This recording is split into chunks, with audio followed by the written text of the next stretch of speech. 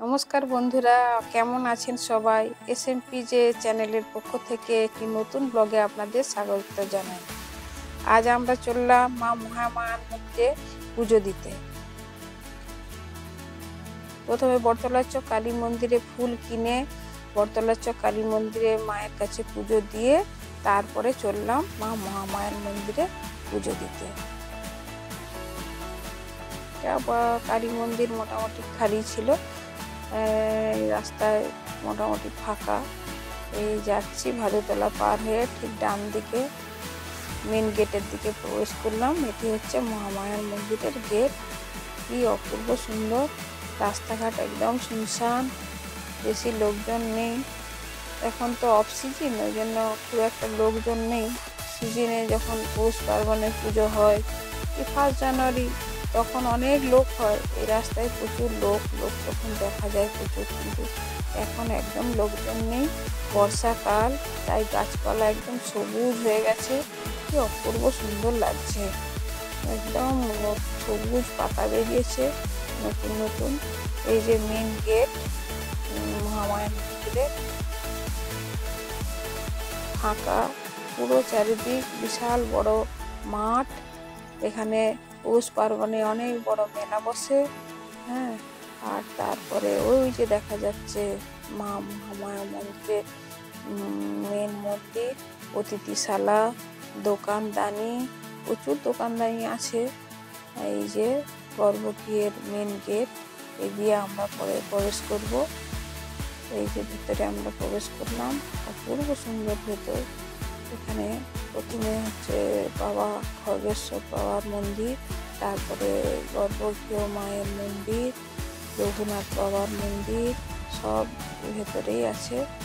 এই যে মা মহামায়া মেন পূজারি পুজো করছে। এই যে রঘু বাবা।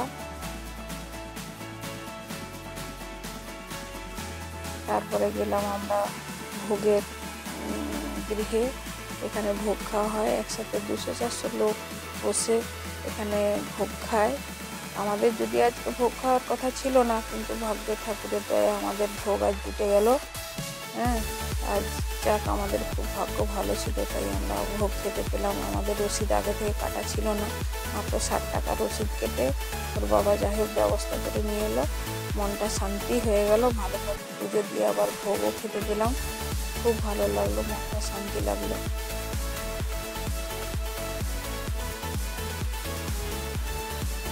মোটামুটি লোক হয়েছিল, খুব একটা লোক হয়নি আজকে।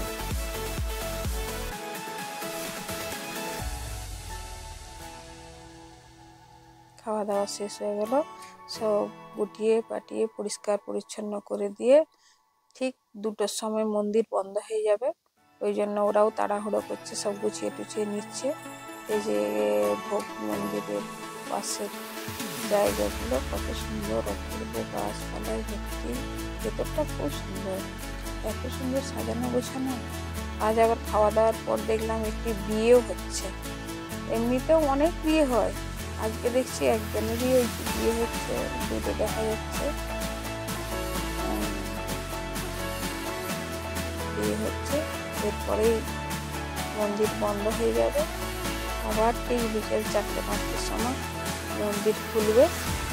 ওই জন্য সবাই তাড়াহুড়ো করছে।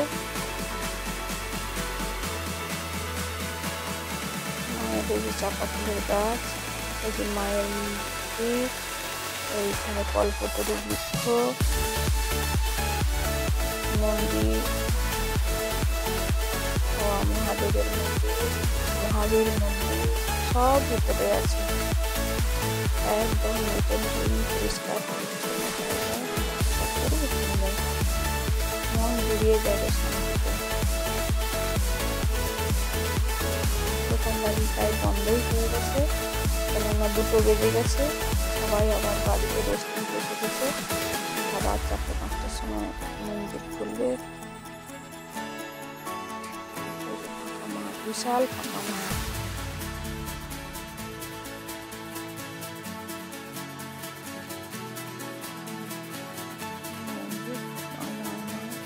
আমরাও চললাম।